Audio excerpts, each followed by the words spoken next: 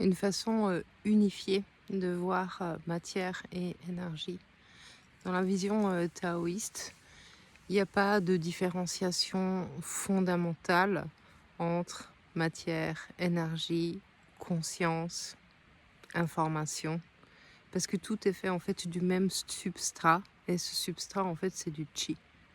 Et le chi en fait, il est comme le prérequis de l'univers, la brique essentielle de l'univers, et il peut prendre des formes différentes selon en fait sa densification. Et donc en densité maximale, on a de la matière, mais toute matière contient une forme d'information, toute matière contient une forme d'énergie, et donc on a une graduation, tu vois, comme un curseur avec des densifications différentes, et à l'autre bout de la matière, en fait, on a la notion de pure information, pur potentiel, sans matérialisation. Ça peut s'apparenter en fait à la conscience, par exemple. Et donc entre deux, on a différents états.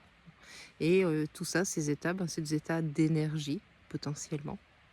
Et donc, il n'y a pas réellement en fait de différenciation entre matière et énergie. Parce que tout est fait de ces mêmes substrats, ce chi.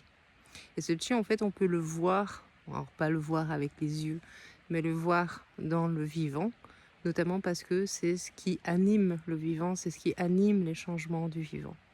Et donc, qu'est-ce qui fait que les arbres poussent? C'est du chi, c'est de la vie. Qu'est-ce qui fait que moi, je suis en vie? C'est aussi du chi. Et par exemple, un corps humain, c'est la rencontre de différents états de ce chi. Il y a un état matière, il y a un état de conscience, il y a un état énergétique.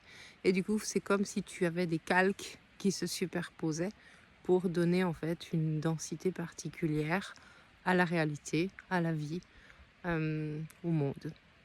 Et donc, je t'invite à juste garder cette idée de curseur où d'un côté, en fait, on peut avoir, de façon très simplifiée, pure information, pure conscience. De l'autre côté, on a pure matière qui contient aussi de l'information, et dans l'information, il y a la possibilité, en fait, de créer de la matière. Et entre les deux, il y a des états d'énergie.